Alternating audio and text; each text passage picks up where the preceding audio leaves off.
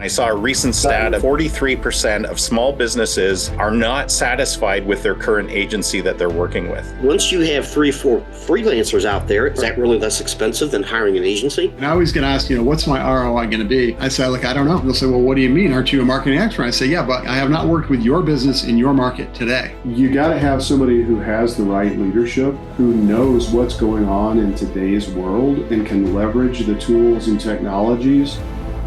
Hey, everyone, and welcome back to another episode of the Marketing Guides for Small Business podcast. I'm Ian Cantle from Outsource Marketing, and I'm your host today.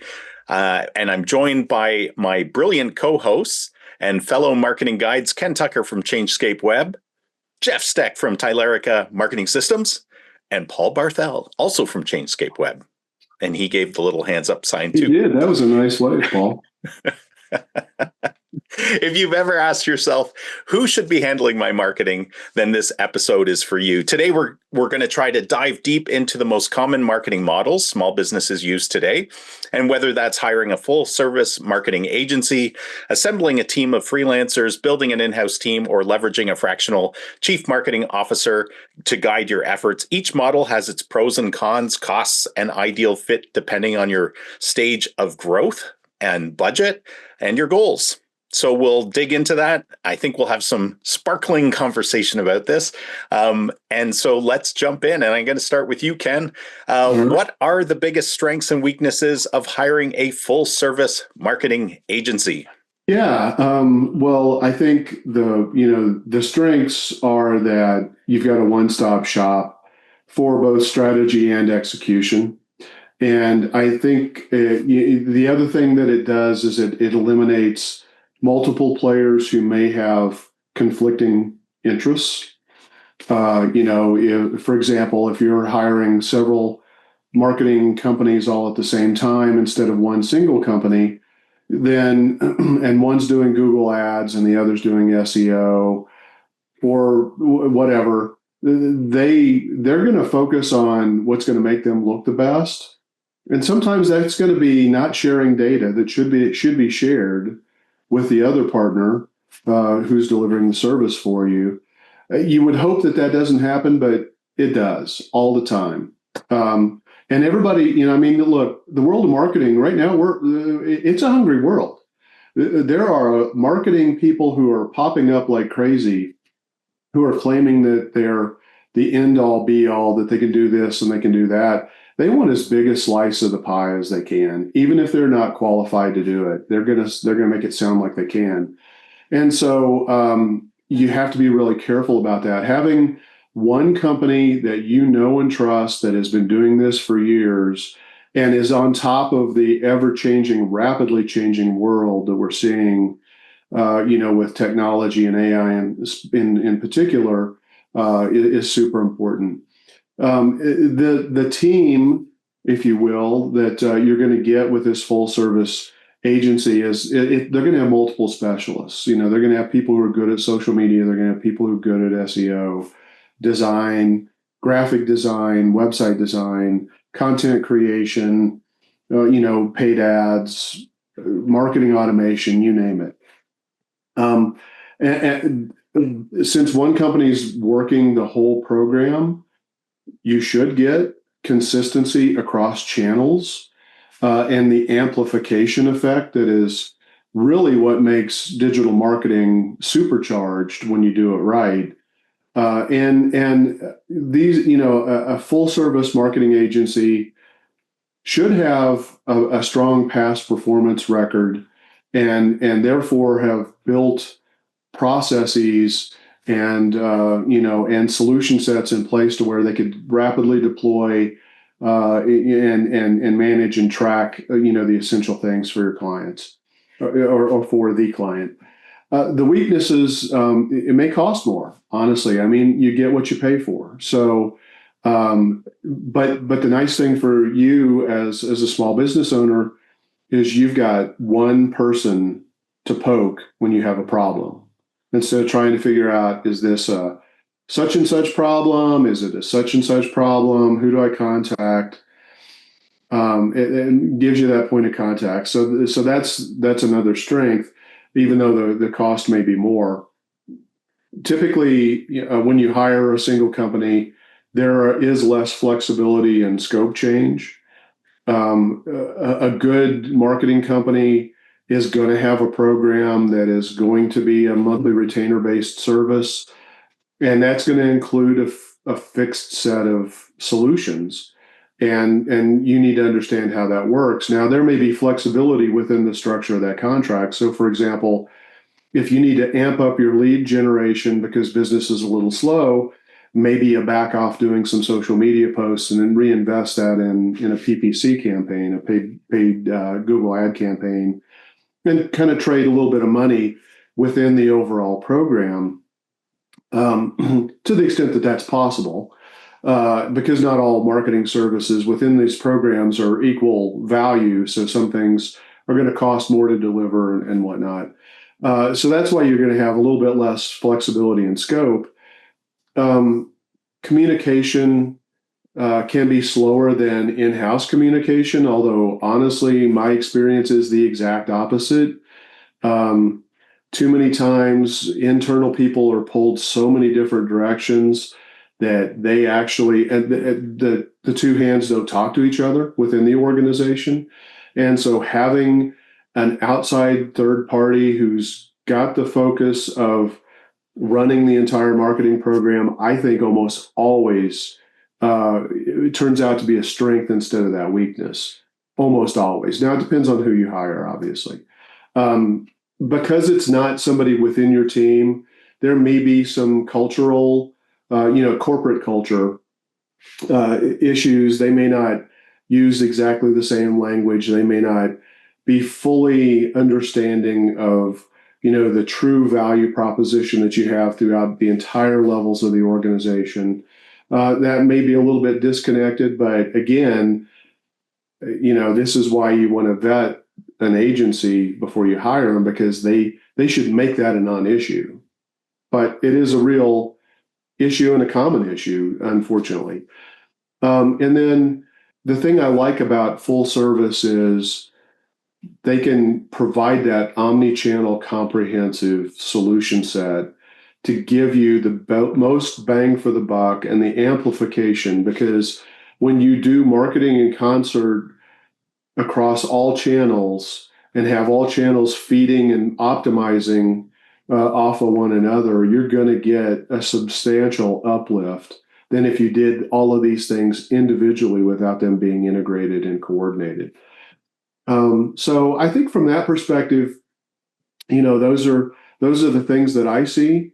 I think obviously the biggest risk is if you don't hire the right company in the first place.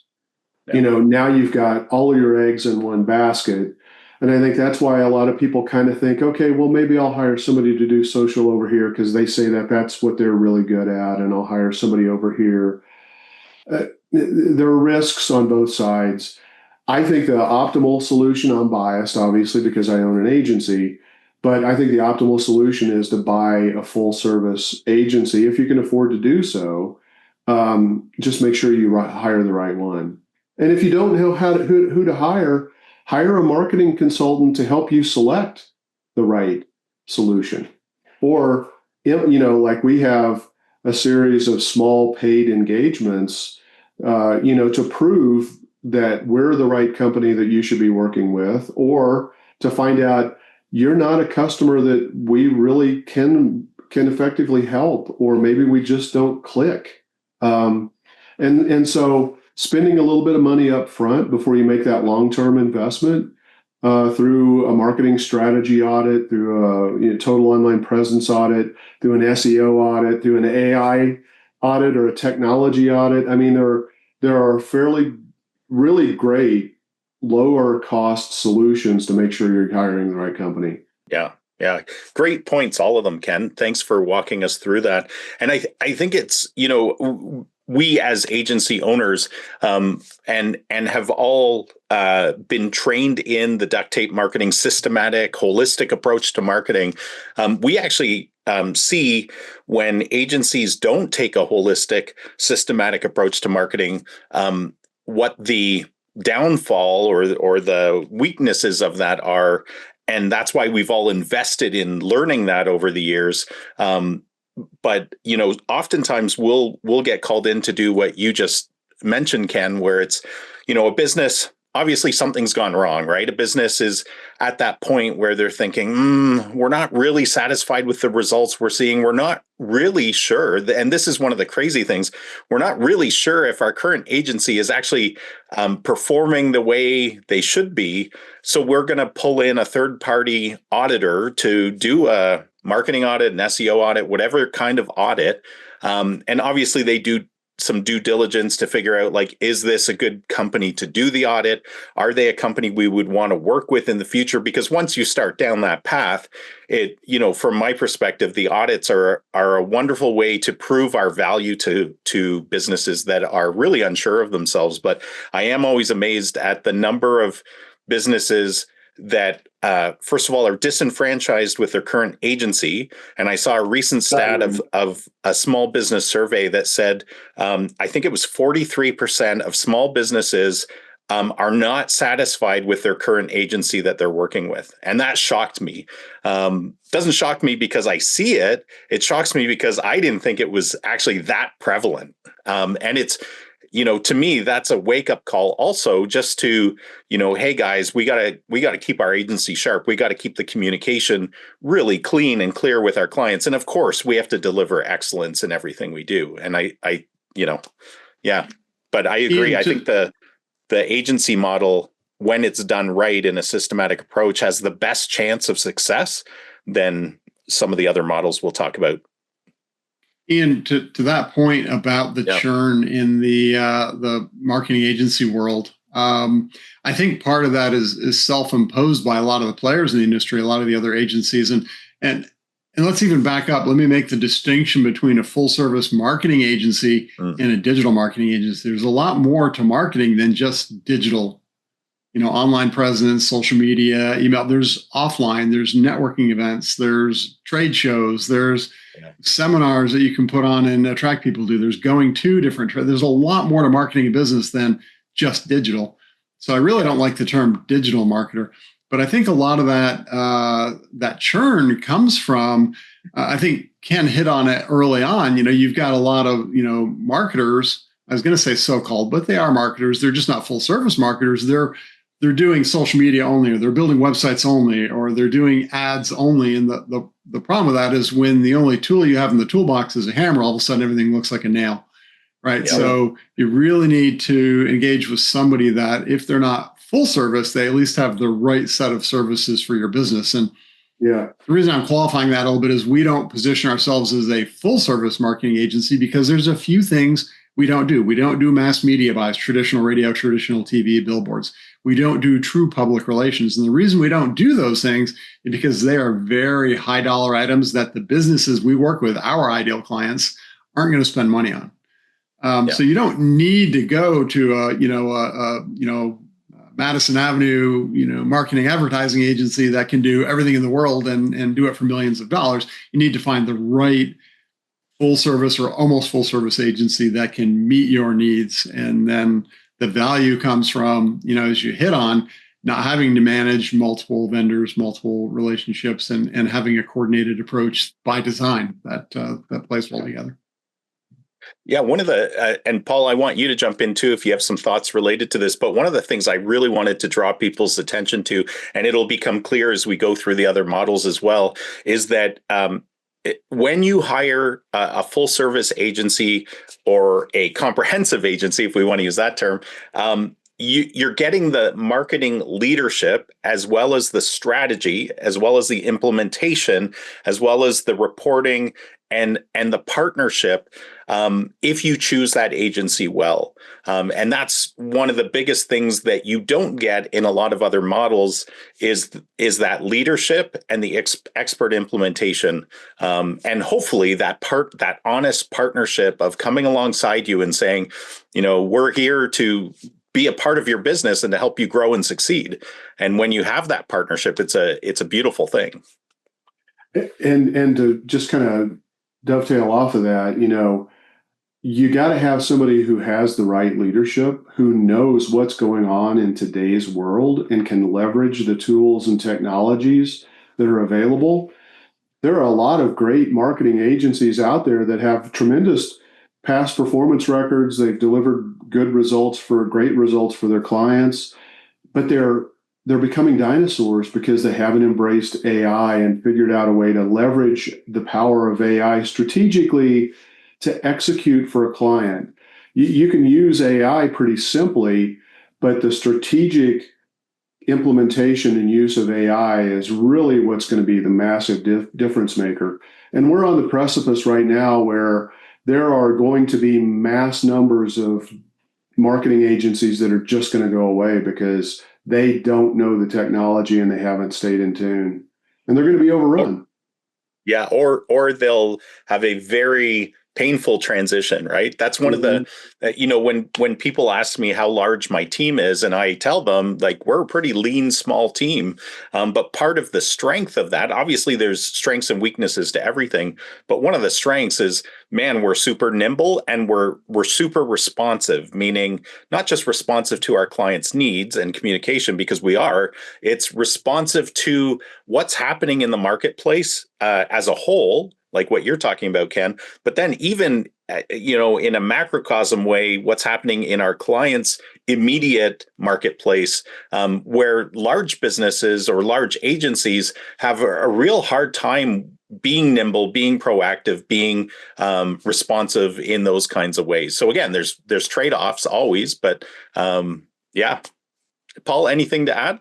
No, not really, because I think we're going to cover a lot more as we go through this. Yeah. So let's move on. So the next question is for you, Paul.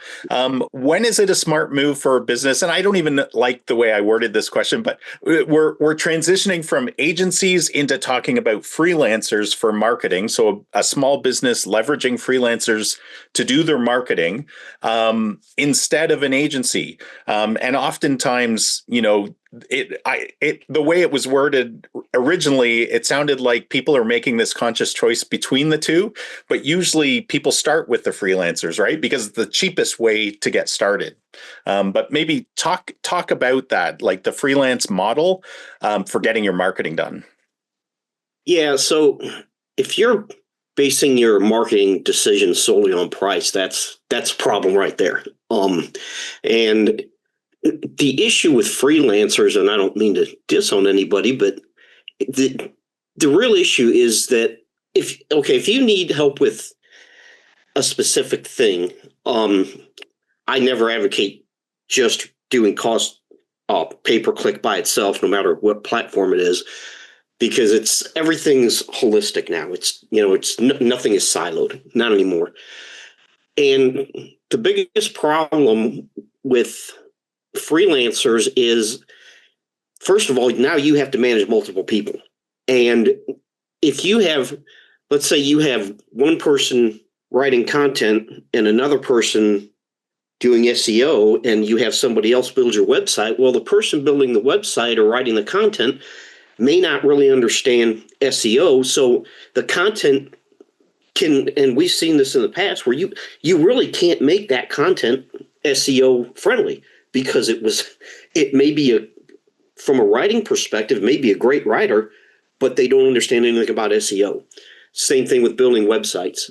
So although maybe you can save money hiring freelancers to a point, but once you have 3 or 4 freelancers out there, is that really less expensive than hiring an agency? I don't know, probably not. And these freelancers are not communicating with one another, so no one knows what anyone else is doing, which goes back to the lack of consistency, and there's no real strategy behind that. So it may be flexible in certain regards, but I think it's rare when you're going to be better off hiring multiple freelancers than hiring an agency. And like I said, I don't know that it's going to be less expensive by the time you get 2, 3, 4 freelancers out there doing different things. I don't see how that's going to be less expensive than hiring an agency.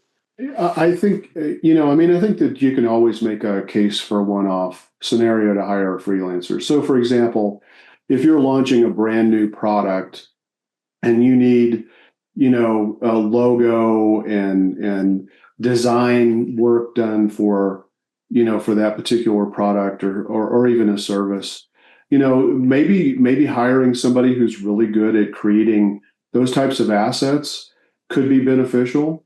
But typically they still are going to need to have and be plugged in to the overall marketing vision that you're trying to adhere everything to. And so you still need that marketing leadership going on from the company, even if you're hiring freelancers. Otherwise, you're really just you may get individual pieces of great work, but it's not cohesive and consistent, and in some cases could make your business look a little scattered. Yeah, it's what I call the leadership gap, right? The business owner is looking to the experts to be not only the deliverer, the executor of the service. So let's use SEO as an example.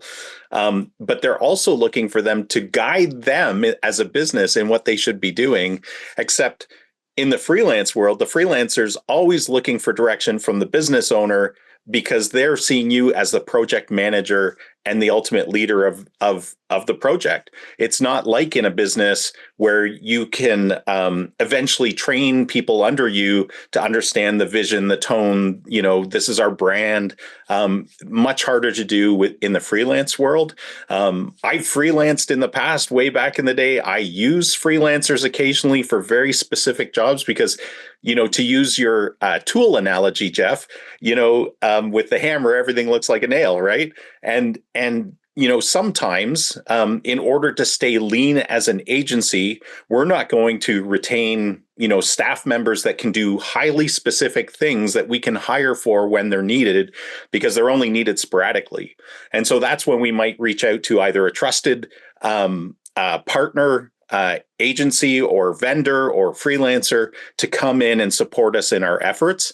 But they get the marketing direction from us as the leaders. And so I think business owners sometimes forget that if they don't have a marketing mindset, if they can't be the marketing leader, they're inviting disaster to their marketing by bringing in multiple vendors to do their marketing, because not only will they be disjointed, but the vendors will be very dissatisfied because they're not going to get the leadership they want, and you're not going to get the cohesive marketing brand that you want because your expectations are false as well. So I think there's a danger there that it's a common pitfall.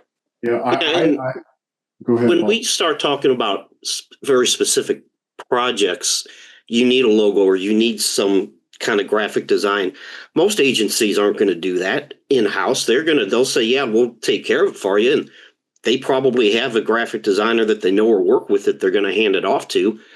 So yeah, when you're talking about something very specific, sure, that makes sense. But in your overall marketing strategy, I think it's going to be a rare case where you're going to get better results with freelancers, with multiple freelancers. Right. Yeah, I think the key is you've got to have them really reined in. You got to give them a short rein.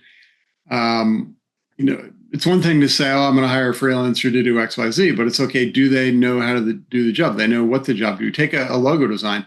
Do they know your brand colors? Do they know the fonts that they need to be consistent with? Do they know the vibe you want to portray? Do they know the audience? And so now we're talking a lot of things that sound like strategy, right? So if you're the business owner that's hiring the freelancer, yeah, you can get stuff done in some cases a lot cheaper, but you've got to add on the extra costs now of your time and potentially being outside of your comfort zone to being able to give that spec to the freelancer to give you what you want. And if you can't do that, then you're going to spend money on the freelancer. You're going to get something back you're going to be frustrated with. You're going to iterate back and forth. You're going to wind up spending more money and more time and building the frustrations. So while it can be good for certain things, I support also the view that it should be very narrowly constrained, and you've got to do a really good job. Just like with AI, the spec, the context you give it is everything. Same thing with going to a freelancer. And again, yeah, we will use freelancers for some of our work. We don't need a full-time graphics designer on staff. So I've got 2 or 3 that I know how to work with, and we'll go, bring them in on a project as needed. And you've already pre-vetted them though, and right. understand the quality they'll deliver. Yeah. Right. And I know how to give them the spec of what they're looking for to get their job done. I think that's one of the key things with a lot of business owners is they don't necessarily know how to hire, how to direct, marketing people. I think we'll talk about that in some of the other models down the road here in the podcast as well. Yeah. The one we've talked about this in other podcast topics, but the other thing business owners shouldn't forget is that if you hire, if you go down this path and you take the multi-vendor approach, and you discover whether quickly or slowly that this isn't working out, not only have you not saved money, because now you are going to have to find a solution. Like you guys probably experience this as much as I do, where we're called in to fix a problem that other marketers have created, right? And so, did the client save money? Absolutely not. Like, they deferred the money a little bit, but what they deferred even more was the opportunity that was lost during that time. If they had gotten their marketing working properly from the beginning, all of the leads, the closed business, the revenue that they would have achieved did not happen. And that to me is probably the greatest cost to the business, and probably the frazzled look on the business owner who's struggled through this stuff. And, as a marketing therapist, I have to talk them off the ledge of giving up on marketing because, they chose the wrong vendors or they chose the wrong model. So Jeff, let's talk about dedicated in-house marketers. So this is, a small business is ready to grow their marketing. Let's talk about in-house marketing teams. What are some of, talk a little bit about that, and then some of the pros and cons of that. Yeah. So I think, there's this continuum from startup and building everything with sweat equity, and the business owners, working, 8 in the morning to 8 at night in the business, and then 8 at night till midnight on the business. There's that. And then the other, far extreme is a big business has got a full in-house, marketing team doing everything themselves. Every member of that team's full-time busy. But here's one of the key things to keep in mind. And then the in-between is, of course, starting to build that in-house team, which is what your question is going to. But the thing to keep in mind is marketing isn't just one function. I've had potential clients literally look at, my proposal and the pricing and say, well, for what you want to charge me every month, I can just go hire somebody. And my answer is usually, well, no, you can't, because to hire somebody full-time and then you put benefits and all the other overhead on top of that, you're going to pay 3 times as much. And one person can't do it all. It's a unicorn. One person can't be a graphics designer and a writer and a strategist and a technician. So what we're really talking about is, when do you start moving pieces of that in-house? And eventually, it's on that continuum of getting to everything being in-house. So I think the signs that it's time to start bringing some of that in are when you've got things more or less up and running well. You just need to do more of it, or more of a certain function, and you can carve out a piece and bring it in to maybe a more junior person, a less experienced person that can do it full time. If you've got enough needs to keep them busy full time, that's a pretty good sign that it's time to hire somebody, assuming you can direct them, right? That's back to the management and direction. So consistent marketing needs on a monthly basis that you can give to a dedicated person with the right skills areas and the right levels of skills to meet those needs. When you bring somebody in-house and start to build that team, you start to develop a lot of benefits. So you can get someone who's immediately and fully immersed in your brand and your company culture. And a lot of branding is the culture of the company, and positioning that and putting that out in the world. So now you've got somebody who's doing maybe not all your marketing, but a piece of your marketing that really understands that and is immersed in it. They're going to have a head start on having to hand that off to, for instance, the freelancer we were talking about, needing to spend a lot of time giving him a spec to work from. If you're constantly frustrated by that handoff to outside people and bringing them up to speed and all the time you have to spend riding herd on it, that's another sign that if you've got the volume, maybe it makes sense to bring it in-house. And of course, budget. Maybe you can get somebody part-time, but now we're in more of a hybrid model. But if you're talking about a full-time hire, do you have the budget to support a full-time hire? And is that the highest and best use of those funds in growing your business compared to something else? If the answer is yes, then it's probably time to start looking at bringing at least some of the functions in-house. But you've got to have the leadership. So whether it's an internal leadership or a fractional CMO model, I know Ken's going to field that question in a minute, so I'll hold off on that. But you've got to have leadership to direct and guide any of the in-house people or potentially other outside relationships. If you have multiple functions in your business and you want tighter coordination, if you have an employee, you can direct them. If you have a subcontractor or freelancer just doing work to a job spec, technically, at least in the US by IRS laws, you can't tell them how to do the work. You tell them what they need to do. You can't tell them how to do it. So if you want more control over how things are getting done and such, then you may want to consider bringing that function in-house. And another thing to think about is that hiring the right person and onboarding them takes time and energy. We say, well, there's a philosophy that says, be slow to hire and quick to fire or redirect. In other words, make sure you take the time to get it right and hire the right people. And if for some reason you find out you don't string them along. It's not good for anybody. Either move them into a better suited position or move them out quicker. But that whole hiring, onboarding, HR, management process takes time and energy too. So then there's a make versus buy. Is it better to bring it in-house or is it better to have somebody else doing it for me? So, you get that better brand understanding, the more integration into the company culture, the more specific direction you can give them, more accountability, if you will. But it's hard to get that person. It may take multiple people. And they've also got to make sure you have time dedicated for them to keep up with things. So I think it's part of that continuum that I started out talking about. You're going to go from doing it yourself or doing it yourself with freelancers, understanding you spend the time on them, to eventually bringing it all in-house as you get to be a sizable business. But that in between, you're going to start bringing it in. And there is a role for fractional CMOs, for consultants to help do that and help find those first hires and help direct those first hires. So I look at the in-house marketing as being part of the continuum, on the growth path. Great points, Jeff. And one of the things I would remind people of is, don't think of the hiring because you're probably going to hire a junior person, right? Like you're not going to be able to afford a senior person for the most likely. And then the senior person won't be able to do all of the stuff you want them to do. So you have to take all of this into account. But also, if you've been used to hiring people, the more junior the person is, the more likely they are that you'll have turnover as well over time, because they'll look to greener pastures eventually, larger businesses. They want to move up in the marketing departments. And if you don't have a career path for them in marketing, then their time with you will probably be short. And you need to take that into account as the person that's putting the time and energy into the hiring. The other thing I don't want people to miss, and this is, I've had these discussions even with some of my own clients, especially early on in my agency life, is that I would forget to remind them that the current marketing program that they're in with us is not the end goal, that we are a growth partner with them. And if you have a good agency with you, first of all, they should be telling you what the next steps are.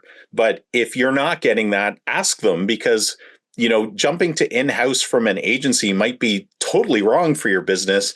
And your agency might be able to continue to grow your marketing as you're growing.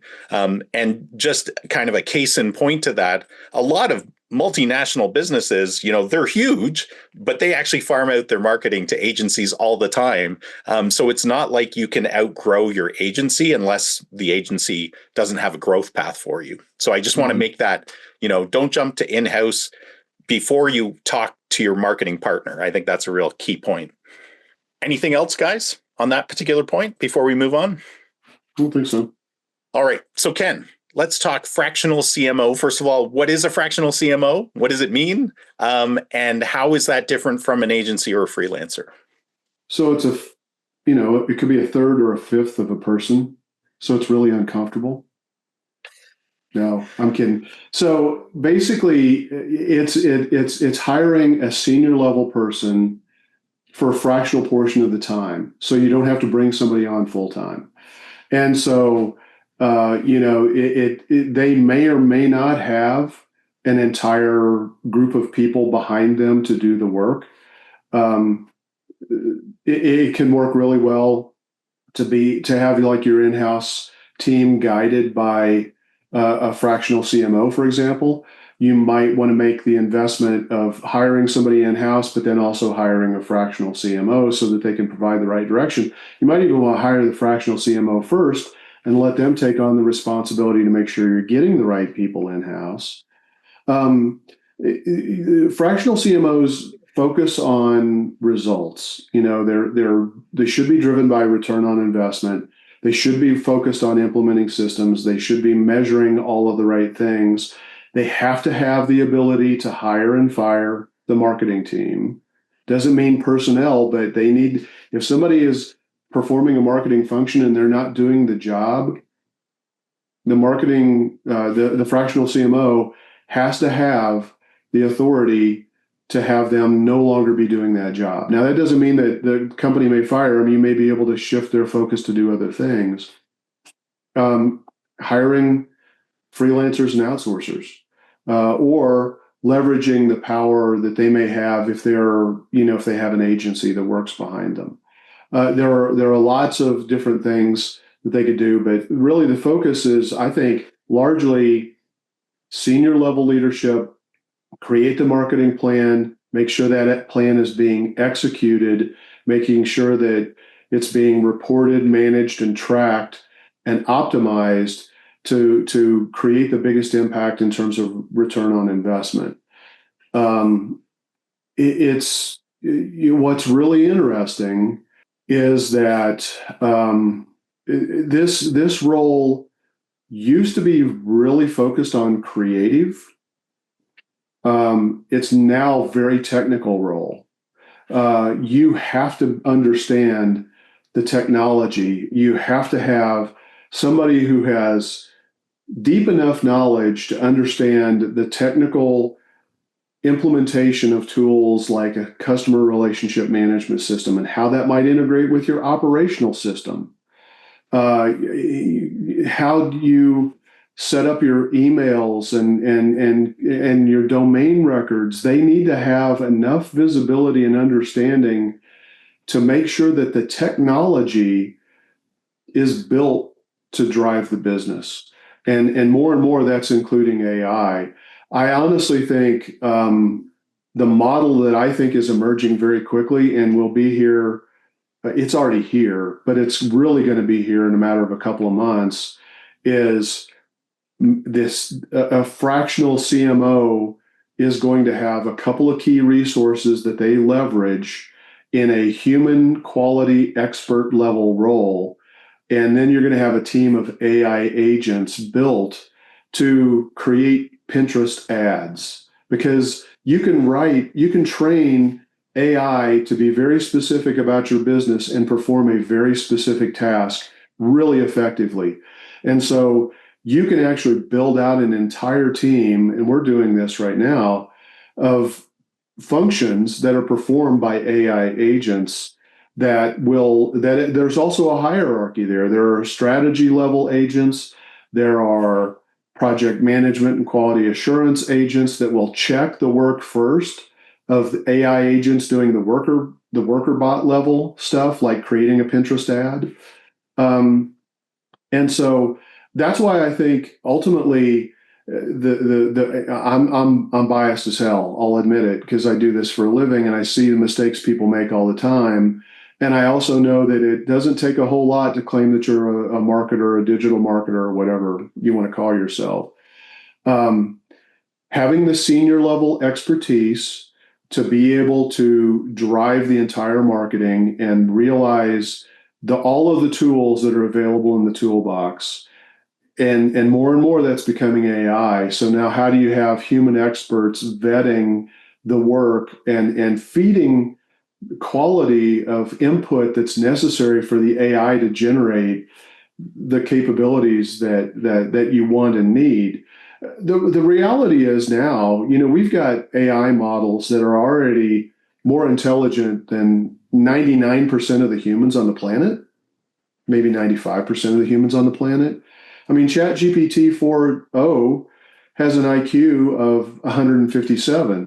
So if it's given the right, as Jeff talks about all the time, if it's given the right input and designed by somebody who really has a deep understanding of strategy and the ability, and not only strategy, but also vetting it against the world situation that a business might find itself in, that's a human requirement.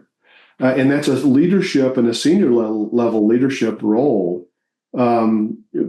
But if you can create those tasks and hand those off to AI, chances are AI is going to give you better output than a human would for individual pieces.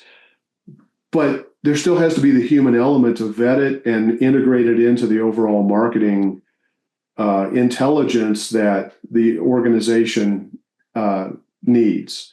So I think that that's going to be a role. Most fractional CMOs probably aren't well positioned to do this yet.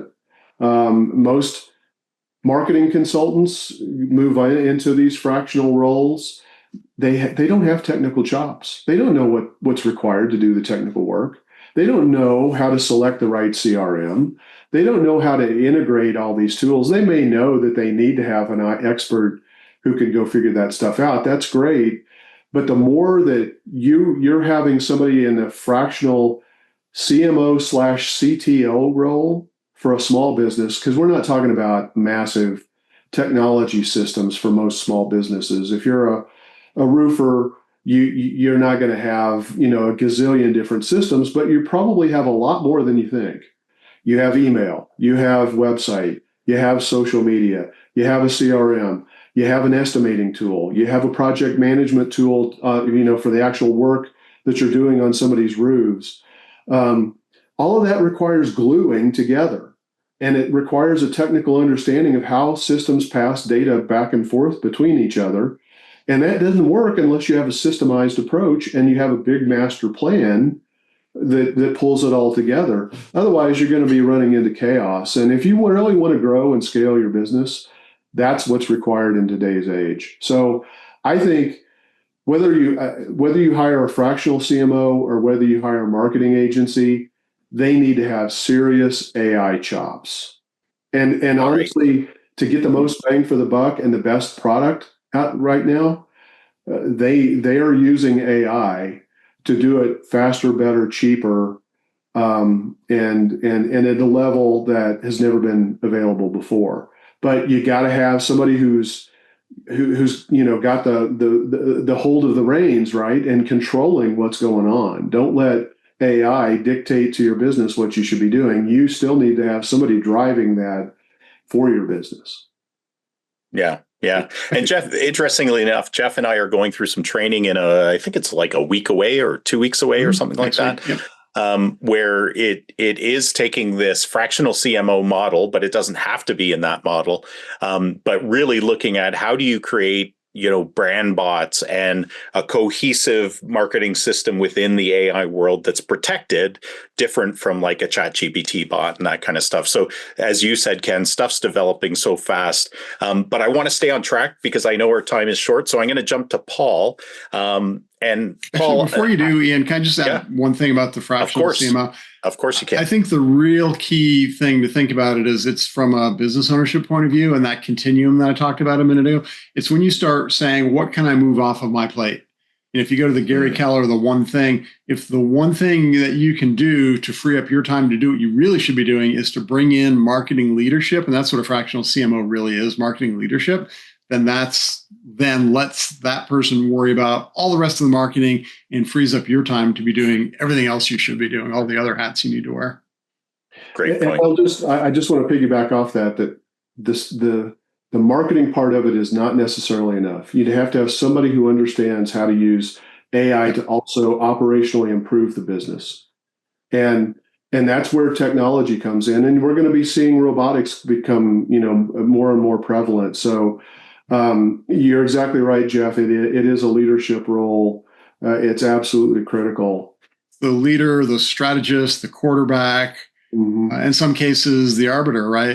Talking if you have a sales team, being the go-between with sales and production and because it's the customer experience. Everything that the customer experience hinges on is everything else in the business too, right? So marketing will touch them in some fashion. Well, and a couple of weeks ago, we had Guy Kawasaki on. He said, there are two roles. You make or you sell. Mm-hmm. So a business owner is going to have a hard time doing both. They may be really good at one and not good at the other. If they happen to be good at marketing, then they should be the fractional CMO, but they need to give away the other responsibilities to do that. So I don't want to belabor the point, but yeah.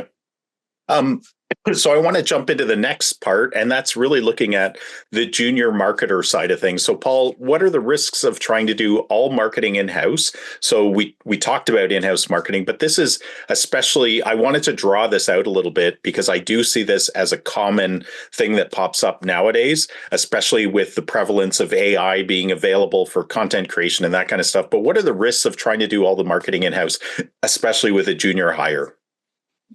Trying to do everything in-house. It's because look, when we talk about a junior marketer, I guess define exactly what that is. Let's define it and say it's somebody with less than 4 years experience of marketing out of college, or not out of college. So right there is that person doesn't have a lot of experience, and they may be good at one or two things, and they may not know anything about other things that need to be done. And someone has to manage this person. Who's going to do that? Is that going to be you, the business owner? Someone's going to have to manage them, probably give them direction. And it really goes back to a few things we've already talked about, is that you're going to pay this person as much or more, even with limited experience, as you're going to pay an agency. So, and one person can't do everything. Whereas an agency, and I think Ken mentioned this, that they may have a person that's good at technology, and they may have a person that's good at writing, and they may have a person that's good at SEO. So they have different people within an agency that are good at these different things. And that one person with 4 years experience is not going to be as good at all these different things as someone that's what they do. And I think that's really what it comes down to. So a lot of people say, well, Jeff, I believe, or maybe it was you, Ian, that mentioned this, that, well, for what you're charging, I can hire someone. Well, no, you can't. Yeah, you can, but you're looking at nothing but price. You're not looking at everything that needs to be done, and one person can't do all those things. You may think they can as a business owner, because you're saying, oh, I can hire this person for X amount of dollars and just bring it in-house. But again, that they may have one or two skill sets that they're really good at, but what about the other things they're not good at? And so I think that's really the main problems it comes down to. You're still going to wind up outsourcing certain things. I just don't see how you get around that. If you hire someone, what we're calling a junior marketer, I think you're still going to be outsourcing certain things. I don't see how you get around that.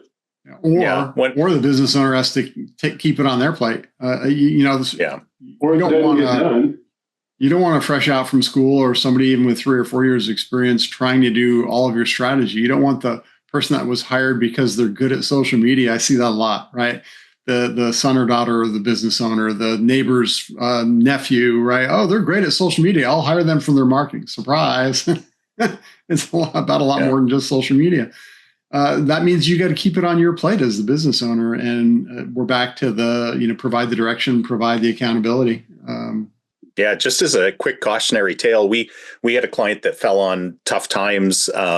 They split the business apart into different divisions eventually. And one of the interesting things is that in order to save costs, because one side of the business was very focused on cost rather than investment, they decided to bring in a recent grad from a college to do their marketing, and let us go as the agency. And stuff happens, right? I wish them well, but one of the things that drives me crazy and drives my whole team crazy is that, occasionally you'll come across their social posts or their website, and the time and investment that was put into creating a brand has all now fallen apart. Like, their website looks like crap. The user experience when they go there is awful. The social posts are crappy.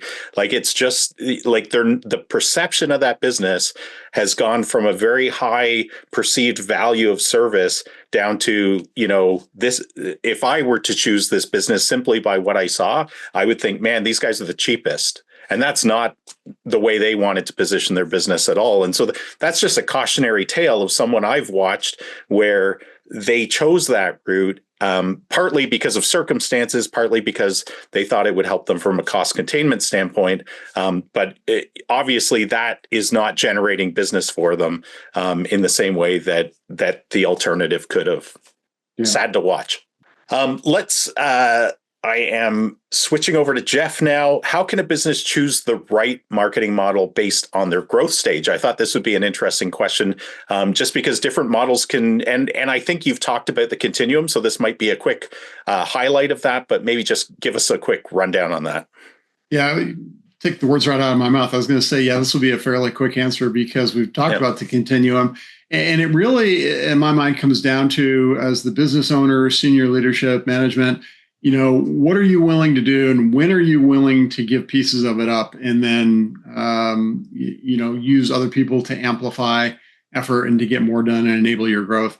If you're in startup mode, especially if you're not a well-funded startup, if you're bootstrapping, it's probably sweat equity. There's no way around it. And you're not going to do everything. And shout out to, a lot of our common roots, duct tape marketing. Go get a copy of John Jentz's book, Duct Tape Marketing. It's about 20 years old now. Some of the specific examples are going to be outdated, but the principles still hold up. That's a great place to start.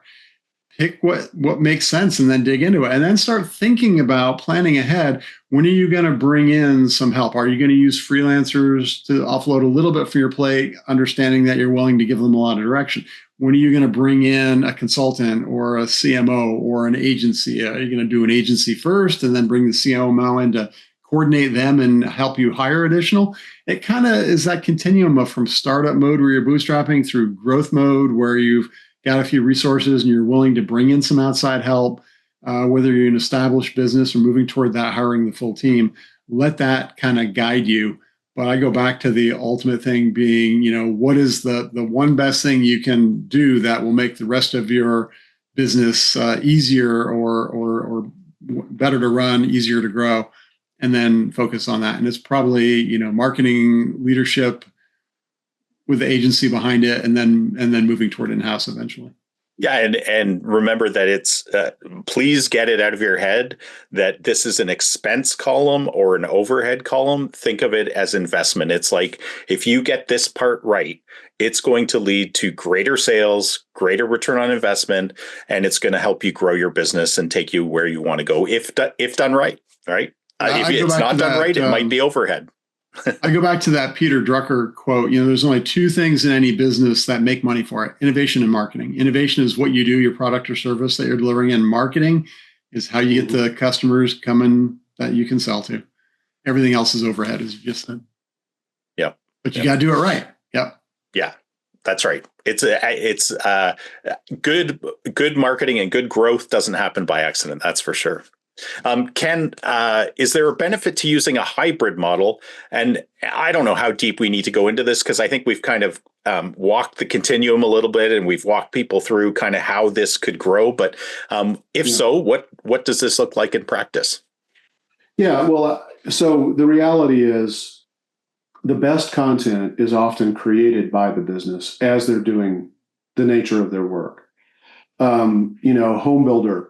As they're building a house, they taking pictures of their house. Now they either need to hire somebody to take the right pictures, or they need to set up a time lapse camera, or they need to have somebody on their team who maybe is trained in flying a drone and using drone photography.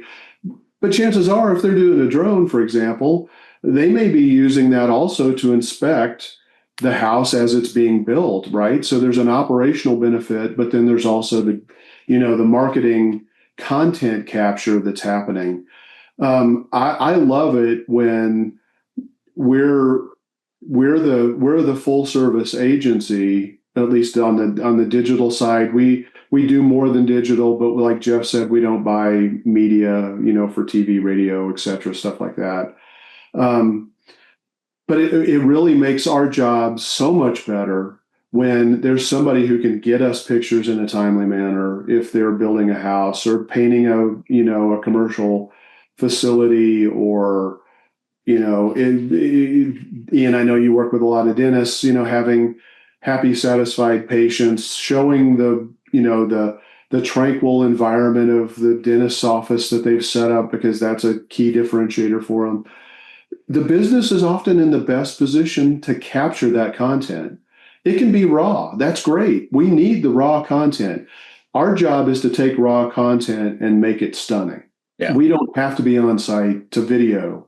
I think, again, I'm going to catch a lot of flack for this, but I think hiring outside videographers for full high-level production video quality work is one of the most wasted costs that you can make, because there's so much you can do with video at a low cost that's super effective and maybe even more effective.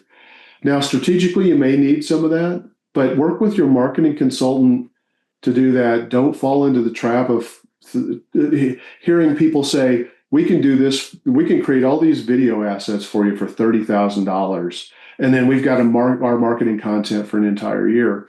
Bullshit. Don't do it. That's a horrible waste. It's wasting your money. That money could be used in so many other better ways. So, and Ken, can I just add one quick thing to that? Yeah. The biggest reason that's true is because the people implementing your marketing are the ones that should be telling you this is the type of content, these are the topics we need covered. This is the, like, hey, yeah, get a professional videographer to film your team at work, or if you're trying to accomplish a specific goal, but never let them run loose without guidance from your marketing team. That's just silly, right? Right. Yeah. Right. Yeah, but I love a hybrid approach where you have a marketing leader, either a fractional CMO or an agency model, working with in-house content creators to guide them to help create the right content. It could be writing, the initial blog posts to make sure that the differentiating factors of the business are there, but then let the agency take it and do the SEO work, to really get the value on both sides of the equation. Strategically hiring freelancers. I think it's a great model. I think it's it's almost necessary in today's world. You've got to have somebody who's providing in-house content at some level. I was going to say most marketing until you get to be very big, most marketing is a hybrid model of some sort. It's the owner and a freelancer. It's the CMO and a junior person inside. It's the CMO and an agency and a junior person inside. Most marketing is going to be done on some form of hybrid model until you get to the full in-house. Yeah. I mean, the way we run a full-blown SEO program for a client, we start with video first. We don't shoot a single frame of video. We can use B-roll. We can capture raw video that the client provides to us. We can do transitions, AI, spokespeople, AI voice for voiceovers. And these are super high quality products that turn into just marketing machines that are repurposed like crazy across all other channels. Mm-hmm. So, but we need somebody to provide some raw footage, because we don't want to use all B-roll. We want real examples from the business. Now, it could be still pictures. It doesn't have to be video, because you can do the Ken Burns effect, and you can have an image moving forward or panning off to the side. Anything that creates a sense of motion helps to create and turn that into a video. So I think a hybrid model is essential. At some level, it doesn't mean that you have a full-time in-house marketing person, but somebody in the business has to have the responsibility of capturing some of those marketing assets. Great points. Paul, I want to move over to you. And this is really critical, this next question, because it's what questions should a business ask before committing to any marketing model? What should they be asking? Well, I guess the reality is money is finite. So what's your budget? And what is your goal for growth or growth strategy, which goes to, do you need strategy, or do you need implementation, or do you need both? And the answer to that is yes. So don't even bother asking. But you can have a marketing budget that's so small that you're just not going to get results. So that's another reality they are questions that need to be asked. And then if you're going with some kind of hybrid model, who's going to be accountable for the results, or who's going to lead and manage who's doing what, when, and how? And as a business owner or someone in your business, do you have time to manage multiple freelancers, multiple people? So, I mean, that takes some bandwidth to do that. So, and then you're going to have to define, it goes back to your goals. How are you going to define success? Where are you now, and where do you want to be 6 months, 12 months from now? And how do you define that? So, and there's a lot of testing that has to go into marketing, and that takes money.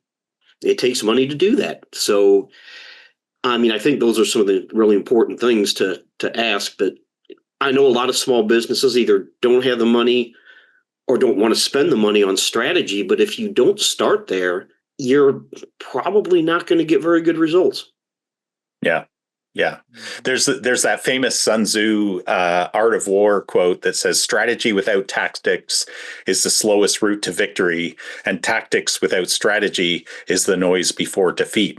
And I think we see that every day in the marketing world, that without that strategy, even agencies that are niche down to a very specific niche or niche, who have proven success in some areas of the country, and then they try to bring that exact same cookie cutter model to another area, they're not always going to win, because they have to understand, taking that military kind of mindset, every place of conflict, military conflict in the marketing world is a new landscape, and you need to understand who your enemies, your competitors are in order to win. And a lot of people overlook that, and it's unfortunate. I want to jump in and say the thing that I think is maybe the most important is not obviously these are important questions that you need to ask as a business owner. But you also need to pay attention to what questions the marketing company that you're talking to is asking you. It's amazing. If they're not asking you what's the lifetime value of a customer, who are your ideal clients, not just because you like working with them, but because they buy the right stuff, they refer you, they're advocates for you. If a marketing company isn't asking you those questions, you should run, because they have a hidden agenda to deliver a solution that's really good for them, that's not necessarily the right one for you. So, Jeff, this is the last main question I wanted to ask, and then I'll open it up to anybody that wants to answer, have any final thoughts. But what should a small business track to measure the success of their chosen marketing model? Yeah. So you save in some senses, the easiest one, and others the toughest one for last. Huh? So, ultimately, you're spending money in your business to do marketing, whether you're paying somebody to do it, whether you're doing it yourself, whether you're giving it to Google, whether you're paying for memberships in chambers of commerce, whatever it is, you're spending money on marketing, and you want to know, is it working, right? So the most obvious thing is, can you track sales back to the marketing efforts? That means you've always got to ask, how did you hear about us? You've got to have some ways to do attribution, whether it's automated through the tools, through tracking codes on web addresses that you have tied to ads, or QR codes, or you need some way to do attribution to know how people heard about you. And yes, that does also mean asking when you meet them or when they call in on the phone. So you need to be able to tie your growth, your sales back to your marketing efforts, and at this specific level too. How much growth came from ads? How much growth came from SEO, organic searches? How much came from going to networking events? And then look at your overall marketing ROI. And I always get asked, what's my ROI going to be? And I'm pretty transparent. I say, look, I don't know. And they'll say, well, what do you mean? Aren't you a marketing expert? I say, yeah, but here's the thing. I have not worked with your business in your market today. We're not working together yet, right? And I can take things from other markets, from other times, from other similar businesses, but that's not you here today. So there's always an I don't know component of it. But in general, I say we should look for at least a 6x ROI overall on marketing. Put $1,000 in, get $7,000 out so that you get your $1,000 back and then make 6x, right? That's the definition of ROI. So that's the first conversation I have. So you want to look at that. You want to look at what's working, what channels are working, what's driving your growth is the ROI there. And then some other metrics you can look at: how many new leads do I have per week, per month, per quarter? Is my customer acquisition cost increasing or decreasing? Ken mentioned that a minute ago. And client lifetime value too. Are the customers I'm attracting the right ones? Once I spend a lot of money to get that client, are they spending $10 or $10,000? Makes a big difference, right? So you need to kind of track your customer lifetime values. You need to track your client acquisition costs. If you're running ads, you're going to track return on ad spend. Return on ad spend should run, a good return should be probably about 4x. You won't get that the first day you turn ads on. It may take a while to build up to that and get a learning curve. But those are, some of the numerical things that you need to track that go back to dollars and cents. And then look at your website traffic. What is it month over month, year over year? How much time are people spending on the site? But here's the thing: look for trends. Because as I said earlier, I can't tell you, if I haven't marketed your business in this market today, exactly what's going on. Things shift over time. So you need to be looking at trends and then look for explanations of the trends. We're seeing a lot of organic traffic dropping off on websites right now if it was driven by informational searches. Why?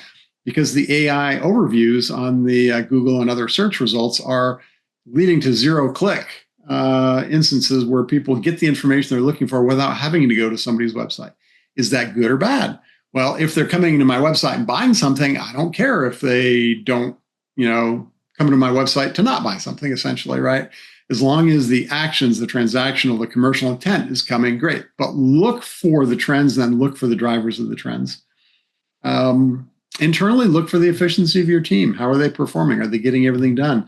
Are they getting things done on time? Are they overloaded? And kind of track all those things. But ultimately, again, it comes down to, are we growing? Are we growing in a sustainable way, in a model that works? And if not, then it doesn't mean throw the baby out with the bathwater and just trash everything. It means start looking for incremental, tweaks and changes, explanations, and how do we do something better? That's the part of marketing that, as a former engineer, drives me crazy. It's not an input goes into an equation and an output comes out. It's trial and error, and it's learning, and it's testing. Always be testing and keeping up with what's changing. And as Ken pointed out, things are dramatically and drastically changing in the current era. Yeah, one thing that you may have said it, but I missed it if you did, is, look at churn rates. So if you have customers who come and go and never buy again, that's problematic. Or if they're on a recurring schedule, like, if you have a chiropractor or a dentist's office, and, customers are not coming back, for their 6 months checkup year after year, that's problematic. So you need to look at stuff like that. Yeah, and then, kind of for a lot of the businesses we work with, the new gold standard is booked appointments, because booked appointments are really the most solid form of a lead these days. Whether it's a reservation in a restaurant, whether it's scheduling a free home remodeling consultation or whatever, and then look at no-show rates, and because those and then look at your conversion rate. When you do get that real solid booked appointment, how many of those are you actually closing? Those are some really essential things to look at as well. Yeah, I think a lot of that goes back to, are you attracting the right clients, the right customers? Yeah. If you are, they're going to have higher lifetime value. They're going to have higher transactions. They're going to have higher retention, lower churn. Yep, I think that, and that's the strategy piece of marketing that Paul said. Yes, the answer is yes. You absolutely have to have tactical execution. You absolutely have to have strategy. One thing is, notice the things we didn't talk about in the answer to this question. We didn't talk about likes. We didn't talk about follows. Right? The so-called vanity metrics that really aren't contributing to your business. Maybe indirectly you can try and correlate it, but they're not the things that matter. The things that matter are what you should be looking at. Yeah, and your agency, if they're doing activities based on social media, they should be looking at those metrics, right? But we're talking about the top of the pyramid metrics. Yeah, absolutely. Yeah. Ken, sorry, you were about to say something. Maybe the same thing as I was. Yeah, I mean, kind of a new vanity metric that's emerging. Jeff talked about it, is website traffic. I mean, with AI and the different search behaviors that people are and tools that they're starting to to utilize, web traffic is. I disagree on that. Yeah, well, it's not the end all be all. I mean, you want to look at It never has been, though. right. What's much more important is the number of leads you're getting, and are you closing those leads? Your web traffic can actually drop, and maybe that's because you've clarified your message and you're doing a better job of reaching your target audience. And so you're not getting a bunch of people coming to your website who would never buy anyway. So, right.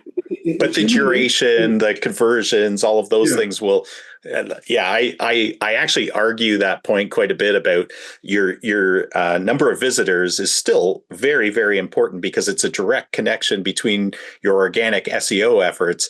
And if you're seeing a drop there, it could be related to what you guys were talking about, the zero click. But for businesses that we're managing, we're actually seeing rising traffic. And if all the other metrics are still doing well, like duration on the website, conversions, and ultimately the top of the pyramid ones we talked about, appointments that you said, Ken, calls, form completions, then you can't ignore that. And I just want to, the reason I bring this up, and I'm kind of adamant about it from my perspective, is that if you ignore number of visitors or sessions on your website, you're actually blinding yourself to something that could actually be telling you a story that you're not even aware of. And I think that's dangerous. That's why I said to pay attention to the trends and then look for explanations of those trends. Yeah.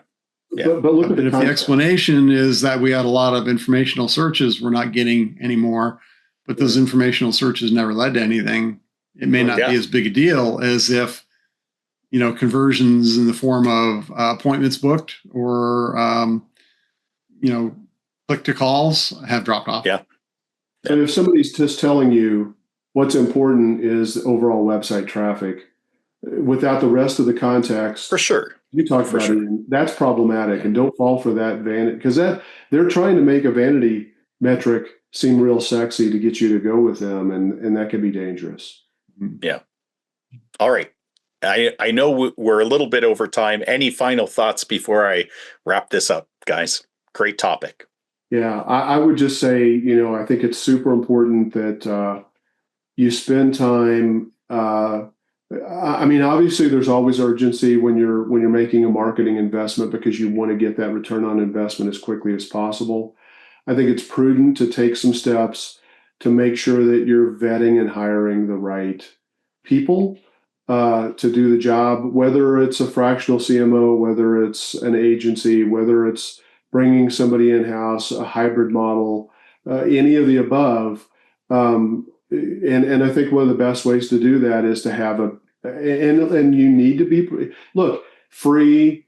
You can get some good value out of free, but you get a lot more value when you pay a little bit of money. And a lot of the things like we've talked about with some of the audits and assessments and things like that give you really good information to one, find out, is the company right to work with you? Two, it gives the company an opportunity to say, this is not really a market where we're really going to be able to. And if they're credible and genuine about what they're doing and how they're trying to help business, they will walk away if they don't feel like they can help you, or they should. If they don't, then you know your answer already. So it's just a super important step, and it needs to be paid. To expect to make a decision about, an investment that could be $20,000 to $100,000 or more a year in helping you grow your business, and you're not willing to spend any money to make sure that you're getting the right team in place in the first place, I think is a huge mistake. Any other thoughts, guys? I'd just go back to the continuum and recognize that it will change over time, right? It's not something that you lock in on or you have to decide fully and completely today, but you pick a starting point, you get it off of your plate, and then build to where you ultimately want to be in a series of steps over time. Yeah, I would just reiterate, if you're not satisfied with your current marketing agency, if you're investing now and you're not satisfied with the results, hire one of the marketing guides to do an audit. See where you actually are, confirm whether the numbers that your current agency is giving you are real, whether it's telling the whole story. Super helpful as a business just to get the lay of the land. And that work that you do with those audits will help give you a baseline and an understanding of how to move forward and how to start to see results.